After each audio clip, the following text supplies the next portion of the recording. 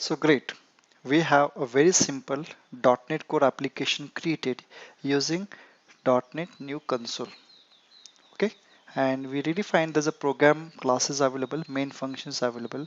So it's a standard C# code where we always find the package which you call in Java has been represented in our C# language using namespace. Namespace is nothing but collection of classes or .NET types. Right now we find we have got a class called program class, and under program class there is entry point function main available. We can always go back and start writing our number of lines of code under this area to display certain data. So I like to just go back under this simple kind of main program and like write simple thing. Can I just go back under this and try to display certain value? So I can again come across, answer this right.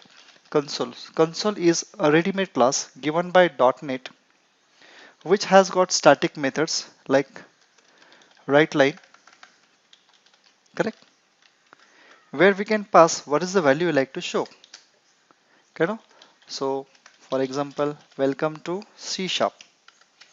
Let us utilize this simple kind of very simplified code to understand about basics of writing our C sharp code. So in our C sharp is object oriented programming language. That is why we always write our logic in the form of functions. Functions always reside within a class. Classes are always kept within a namespace.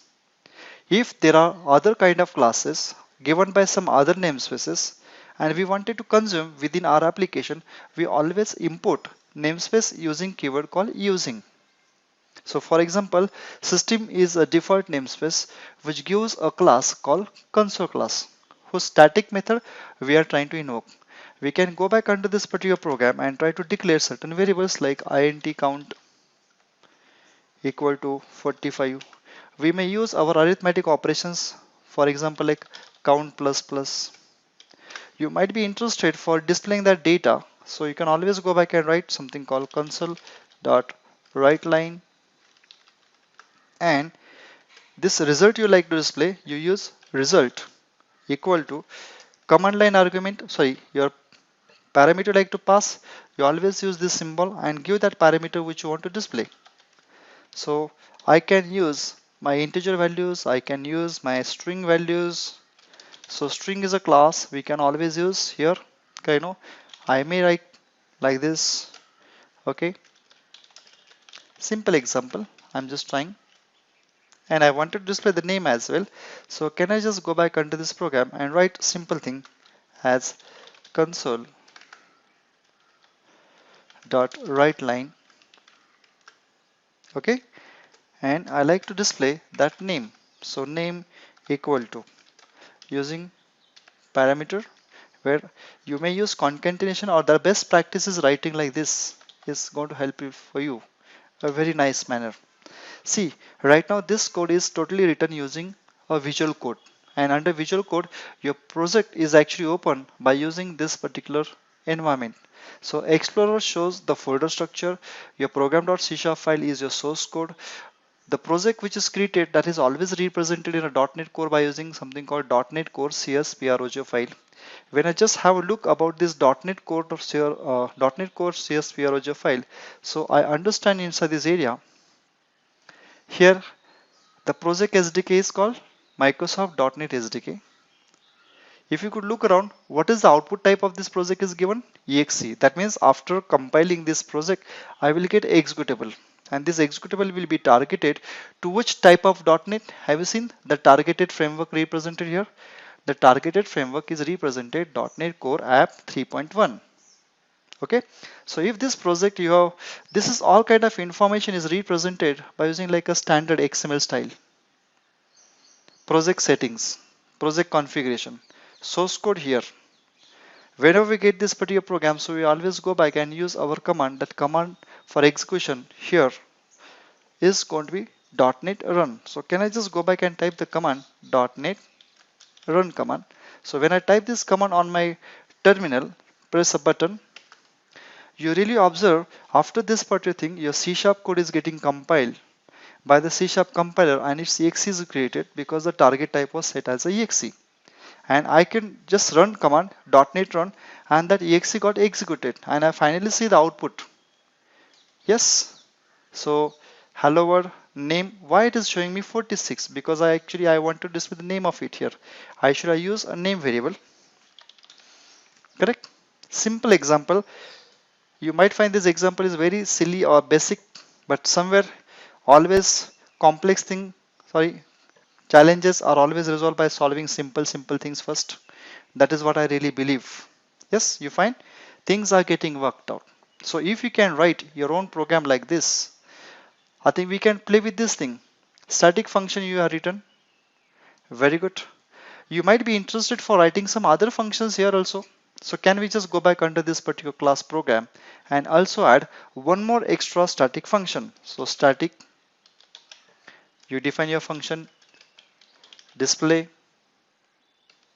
Okay, for the display, you can pass any particular object. So I will use object O, and for this object O, can I just write a simple kind of code? Console dot write line. Okay, so whichever is the object you pass, that object I want to display. So can I just use O? So in .NET also, every class is by default derived from object class, and for that object class you can find some important methods are available. One of the method is given, that is called toString method. Using this toString method, I can get the string representation of that object and give it to the console.writeLine function. So if this simple code, if I written inside this program, my job is to do one thing. Can I try something different? One helper function is written. Right now your class is going to contain two functions. One is a display and it is a main function. Main function is your entry point function. Am I right? So under this program, after showing hello world, can I just go back and write simple sentence like this? So let me use that function. Can I invoke the display function inside? Yes, I could. Display. Can I pass some value like a 34? Why? Because 34 is an integer value. In .NET, we always understand whatever type we use, these types are by default inherited from mother of all classes, that is called object class. So even if you pass 34, this 34 is also kind of object. So here it is going to receive and that integer value will be printed. So can I just go back and do something different?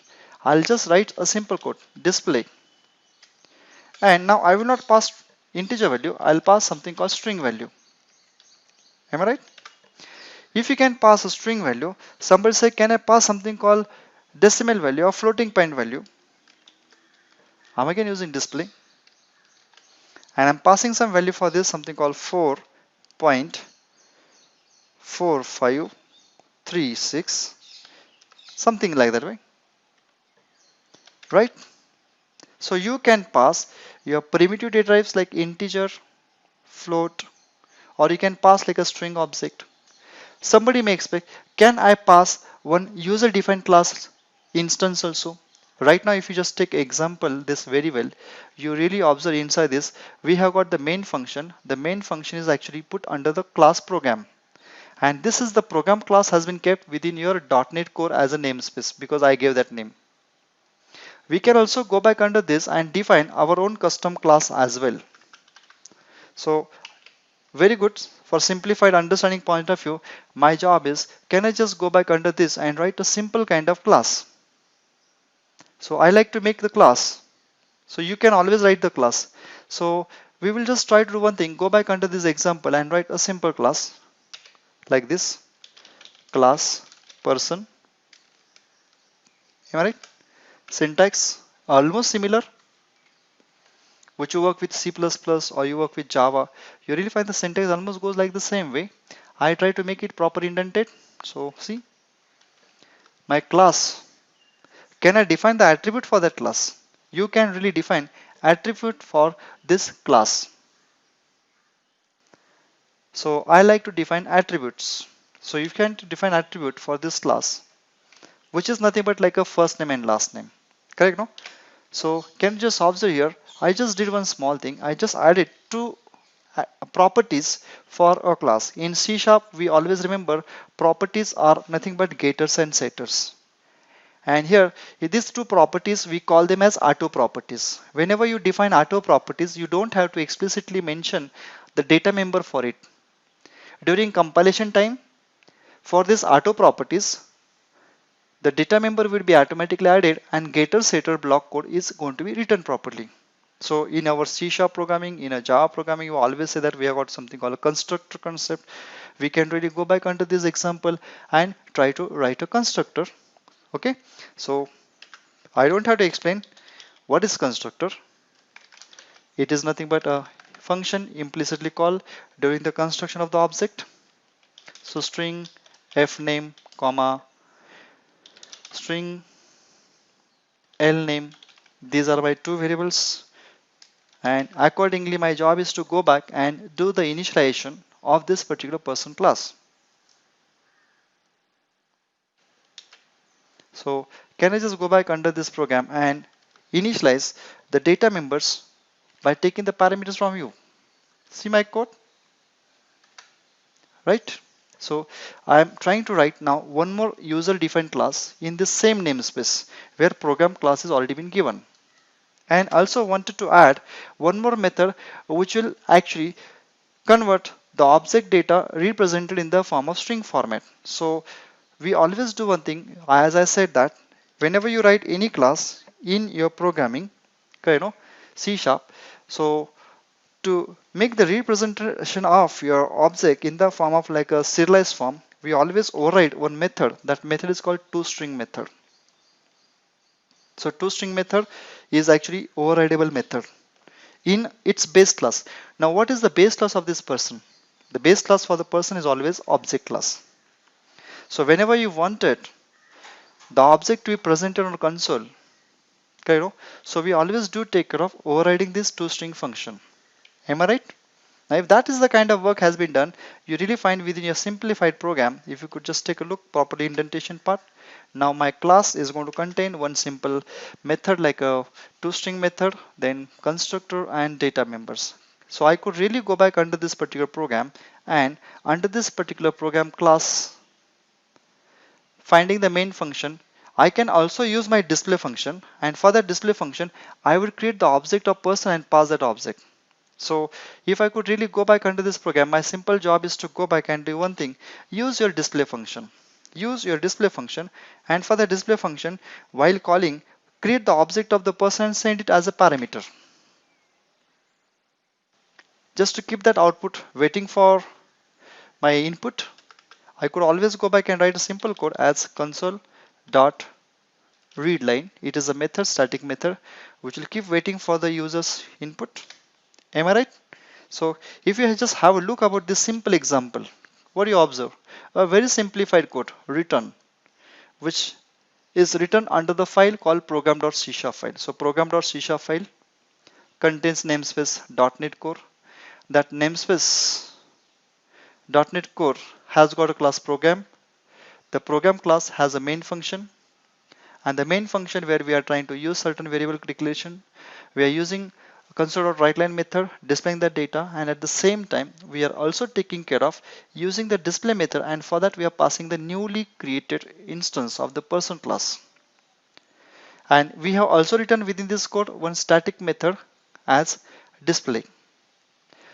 I'm just carrying out a very simple demo for newcomers to understand the basic way of learning C# syntax and creating the classes. So you can keep this class written in a separate file, or you can keep this class in the same file. For complex applications, we always try to use separation of concern or like a separate file creation part. Okay. So if this simple program has been written where it has got a class, person class has got the program class has got the static method, has got the main method is called entry point function. So I would like to test this simple program which I created. So can I just go back and use our command? What is the command? .NET run command. So when I type this .NET run command and get this application, my program will be compiled, its exe will be created, and accordingly you will find you really get the information being displayed to your machine. You see Ravi Tamade value has been displayed. So who has displayed that value?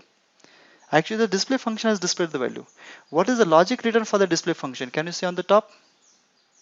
And you really find the toString method of the object has been called. So if you have override it, the toString method for your person class, I think that logic is going to be displayed to you, going to be executed. A simplified example. So can you just do one thing?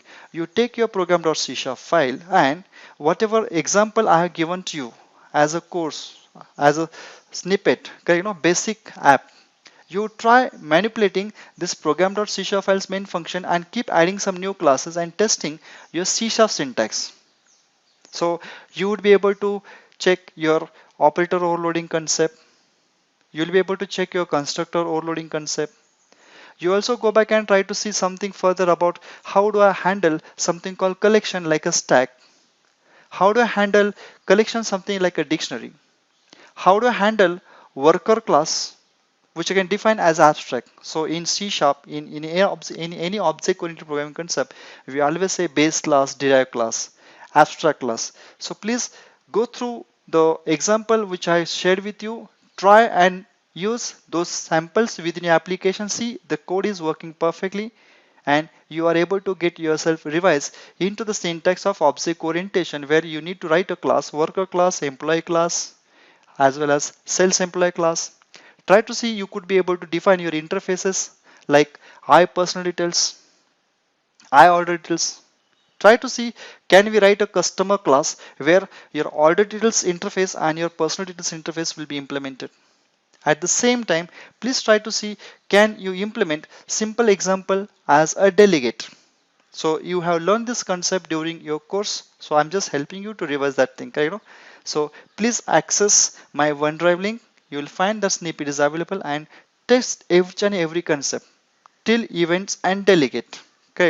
So also try to see can we use something like a concept as a simple thread I can create in application. So whenever you wanted to use such kind of functionalities within your program, you need to really depend on packages given to you. So system is a default package which will call in a C# as a namespace. System.collection.generic gives me a lot of generic collections which I can use within my program. There is system.threading namespace given. If you want to implement something called reflection technique, we have got system.reflection. These same kind of namespaces are also available in .NET framework. So keeping this small demonstration for you just to give you idea, in a very rapid manner, you can revise your basics of C# syntax in your .NET Core example. The same example, if you try within your Visual Studio .NET, if you have Community Edition installed, you can create a new project and try the same kind of code. You will get the same output. So C# language is consistent in .NET framework as well as in .NET Core. Please check, try, explore, and let's wait for the next part.